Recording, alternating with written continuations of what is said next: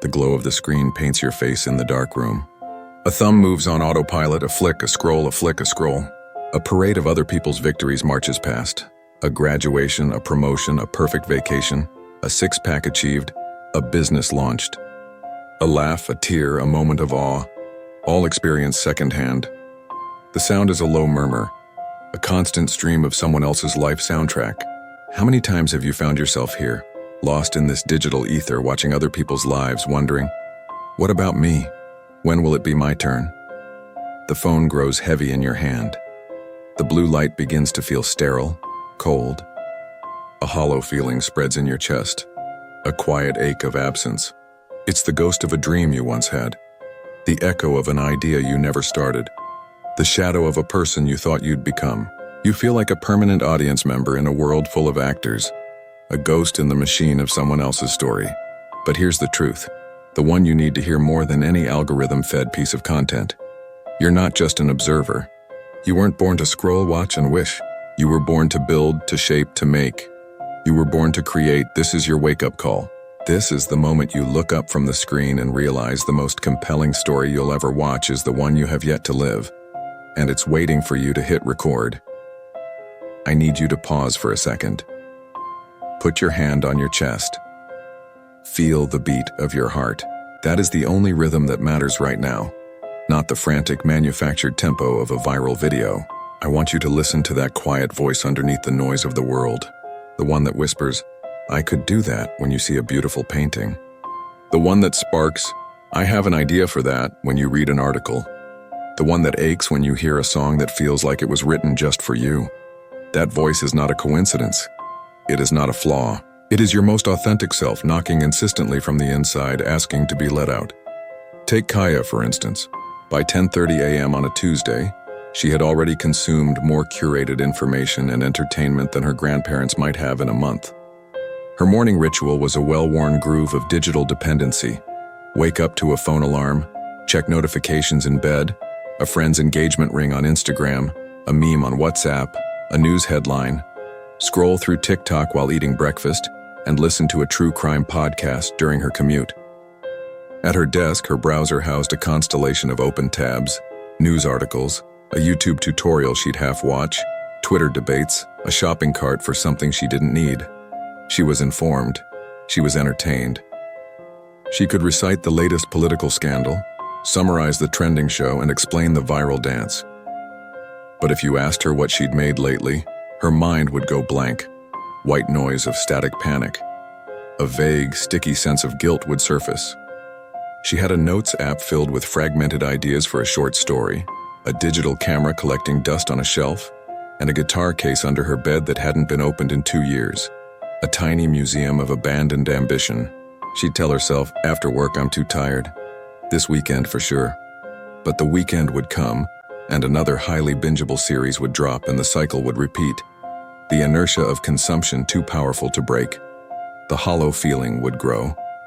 She was filling her life with the noise of the world, but it was creating a deeper, more profound silence within her. Kaya's voice, her unique perspective, her silly observations, her profound thoughts on love and loss, was being silenced, note by note, by the endless, exhausting hustle of consumption. She was slowly forgetting that she even had a voice at all. You have a voice, just like Kaya, a unique perspective forged in the fires of your own exclusive experiences, your private struggles, your quiet joys, and your wildest dreams. Your ideas are worth sharing. They are valid, they are needed, and they are the only thing that can truly fill the void that endless consumption leaves behind. The world is saturated with content. What it is starving for is authenticity. It doesn't need another perfect replica of a viral trend. It needs the imperfect, messy, brilliant, and singular thing that only you can make.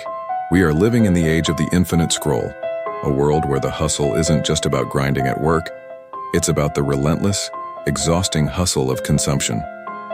Our attention is the most valuable currency on earth, and every platform, from TikTok to Instagram, YouTube to Netflix, Twitter to the endless news cycle, is a sophisticated, algorithm-driven marketplace designed to mine it. We have willingly outsourced our boredom, our curiosity, our education, and even our social lives to these digital slot machines, pulling the lever again and again in hopes of a tiny hit of novelty, a spark of connection, a moment of escape. This isn't just a bad habit, it's a wholesale neurological hijacking. Every notification ping, every heart animation, every new video that autoplays triggers a hit of dopamine, the brain's primary chemical messenger for reward, motivation, and pleasure. But this is a critical distinction. This isn't the deep, satisfying dopamine release of hard-earned accomplishment, of finishing a project, solving a complex problem, or mastering a skill. This is the cheap, fleeting thrill of instant gratification. It's the neurological equivalent of junk food, hyper-palatable in the moment, but ultimately devoid of nutritional value and leaving you hungrier than before. For Kaya, this played out in a daily draining loop. A long, tedious task at work would feel unbearable, a mountain of cognitive effort. Her hand would almost involuntarily reach for her phone, seeking a shortcut to feeling better. A 5-minute scroll would provide a quick escape, a tiny hit of something new, a micro-vacation from her own mind. But it made the return to her task feel even more draining, the mountain now seemingly taller. She was, in effect, training her brain's reward pathways to prefer the passive, easy reward of consumption over the active, arduous, and far more fulfilling process of creation. She was becoming a pleasure-seeking missile with no target, burning through her precious cognitive fuel until she crashed into a heap of exhaustion and self-recrimination at the end of each day. Now I want you to get brutally, uncomfortably honest with yourself. Be forensic about your time. Track it for a day. You've spent countless hours, days, weeks, potentially even years of your life watching other people's stories unfold. You've invested emotionally in their character arcs, their plot twists, their climaxes. You've binge-watched entire seasons of a show in a single weekend. You've fallen down rabbit holes of content for hours, emerging blurry-eyed and disoriented, unsure where the time went. But how many hours have you spent as the author of your own story? How many hours have you spent writing your book, building your business, practicing your instrument, coding your app, painting your vision, building a table, planting a garden, or simply sitting in productive silence with your own thoughts, allowing a new, original idea to form and take root? The imbalance, when you truly calculate it, is nothing short of staggering. We have become the most informed, entertained, and connected generation in human history. Yet so many of us feel empty, anxious, isolated, and profoundly disconnected from our own selves and our potential, just like Kaya. This book is the end of the scroll. It's the deep breath before the plunge into your own potential. The following chapters are a map, a practical, psychological, and philosophical guide, out of the consumption trap and into the creative life you are meant to lead. We will dissect the cycle that holds you captive, awaken the innate power you have to break its chains, and take the first, courageous, messy, and glorious step into a world where you are no longer the audience for life, but its author. Your story starts now. Turn the page. Part 1. The Cycle of Consumption, a World of Infinite Content. We are drowning in a sea of content. It is not hyperbole to say that humanity has never before faced such a deluge of readily available information, entertainment, and stimulation. This isn't the limited programming of 3 television networks. It is a fire hose of content from billions of creators, corporations, and algorithms, all vying for a single resource: your attention. The business model of the modern internet is simple: capture attention and sell it to advertisers. This simple economic truth has driven an arms race of psychological engineering. Platforms are not neutral spaces. They are meticulously designed environments optimized for maximum engagement. The pull-to-refresh mechanism is a slot machine lever. Autoplay is a clever removal of a decision point, a frictionless slide into the next video. Infinite scroll eliminates any natural stopping point, destroying the concept of an end where you might pause and reflect. Notifications are intermittent rewards, tiny dopamine triggers designed to pull you back in. The algorithm is the omnipotent, unseen curator of this reality. It learns your preferences, your weaknesses, your curiosities, and your fears with terrifying accuracy. It doesn't just show you what you like, it shows you what will keep you glued. It identifies your emotional triggers and serves content that exploits them: outrage, fear, envy, aspiration, lust. It creates personalized rabbit holes, ensuring the content is always just interesting enough to justify one more minute, one more video, one more scroll. This creates a world of infinite content, but it's a peculiar kind of infinity. It's vast but often shallow. It's diverse but also homogenizing, funneling millions of people toward the same viral trends. It offers the illusion of choice while often narrowing our worldview into a feedback loop of our own preferences and biases. We are like kings and queens of infinite digital empires, yet we so often find ourselves pacing the same few, familiar, algorithmically approved rooms.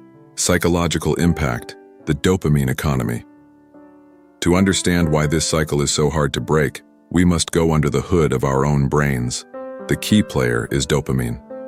For too long, dopamine has been mislabeled as the pleasure chemical. It's more accurately described as the seeking or anticipation chemical. It's released not when we receive a reward, but when we anticipate one. It's the engine of motivation, driving us to seek out food, water, sex, and social connection, things crucial for survival. The digital world has hacked this ancient system. Every time we scroll, we are engaged in a potent form of seeking. What is the next post? Will it be funny? Will it be shocking? Will I learn something? Will I see something beautiful? The uncertainty itself is the trigger. The pull to refresh is a perfect dopamine engine. The action, pulling, precedes a potential reward, new content.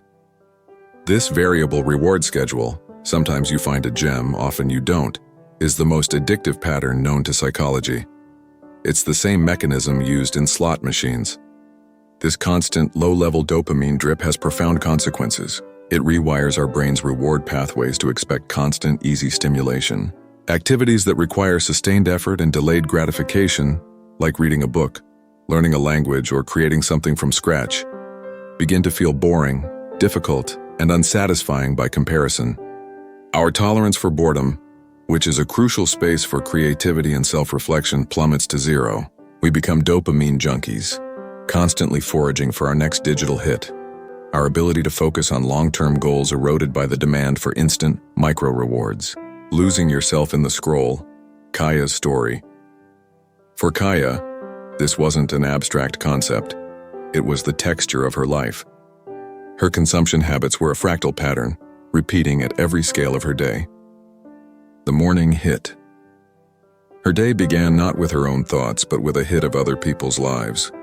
Before her feet even hit the floor, she was comparing her morning reality, tousled hair, sleep in her eyes, to the curated perfection of an influencer's 5 a.m. productive morning routine. This immediately set a subtle tone of inadequacy for the day. The commute coma. Instead of using her 30-minute train ride to think, plan, or simply be present, she stuffed her brain with a podcast and simultaneously scrolled through Instagram. She was avoiding the discomfort of being alone with her own thoughts, a state modern psychology calls intolerance of solitude. The workday distraction. Deep work felt like torture. The moment a task required real cognitive effort, the itch would begin. A quick check of Twitter would turn into 20 minutes of scrolling through political arguments, leaving her agitated and less able to focus than before. Her workday became a fractured series of interruptions. A Swiss cheese of productivity, with the holes getting bigger every day. The evening zombie.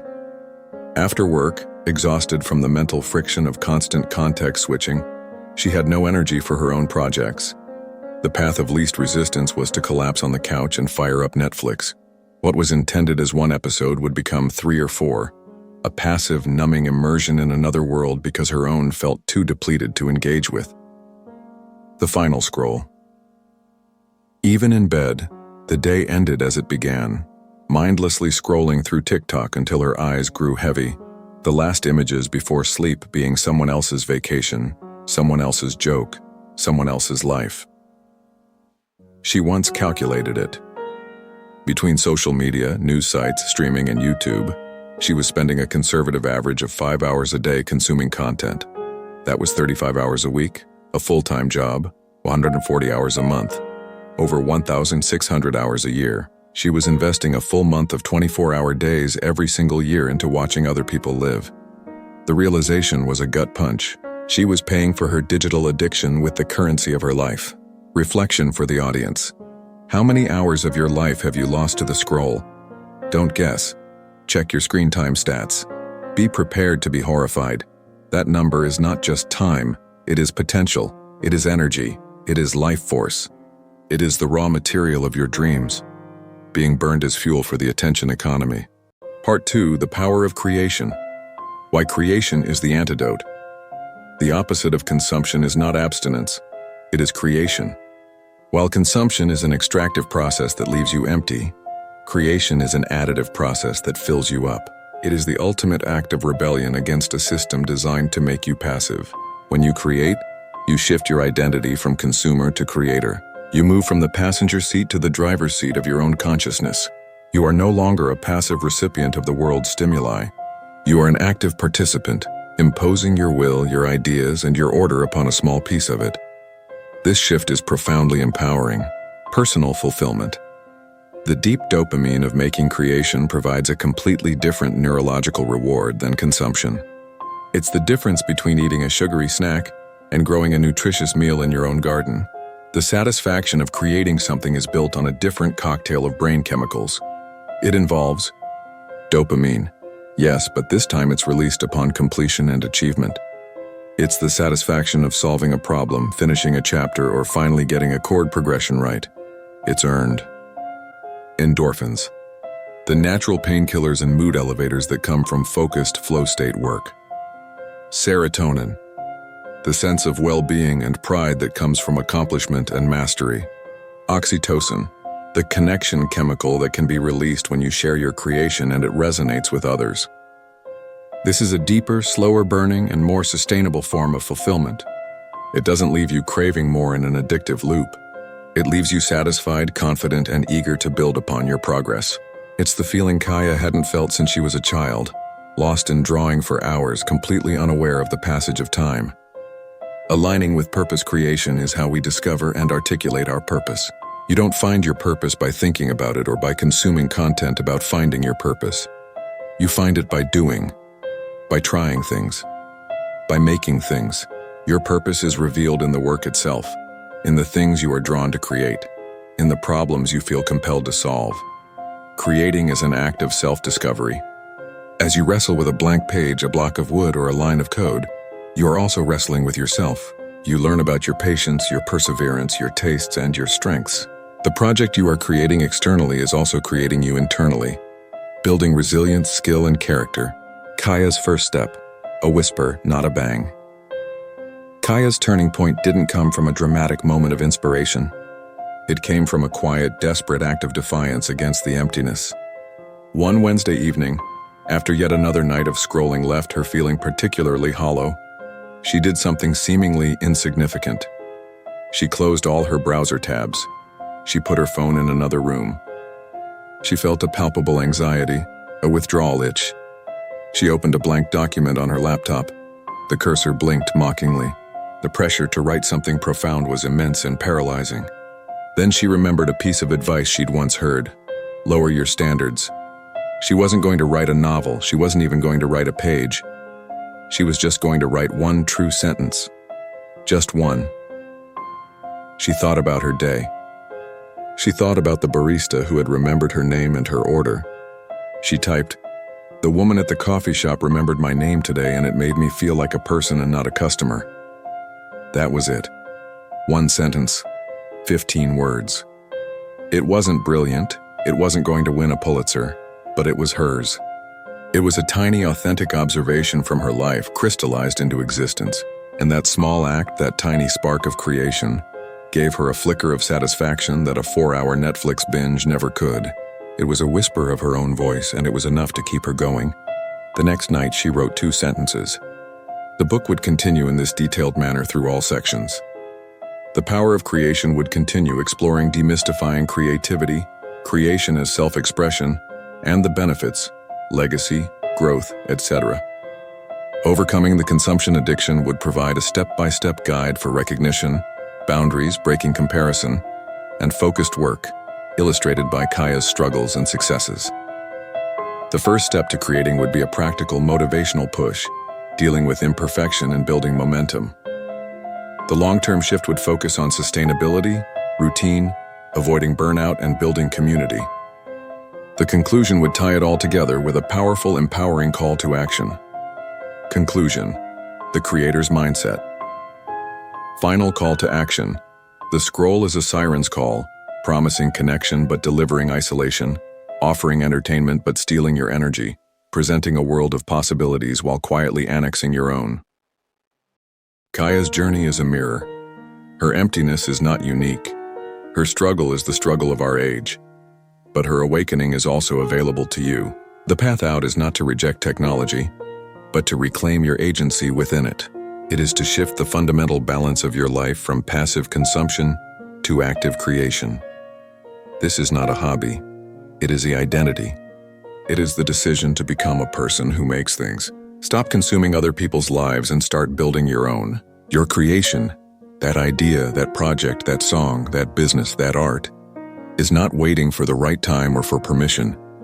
It is waiting for you. It is knocking from the inside. It is the part of you that knows with absolute certainty that you were meant for more than this. You don't need to be perfect. You need to be brave. Your first attempts will be messy. They might be bad. That is not just okay. It is essential. Every master was once a beginner who refused to quit. Perfectionism is the voice of the oppressor, the final defense of the status quo. Your job is not to be perfect. Your job is to begin, to make a thing, then to make a better thing, then to make a better thing after that.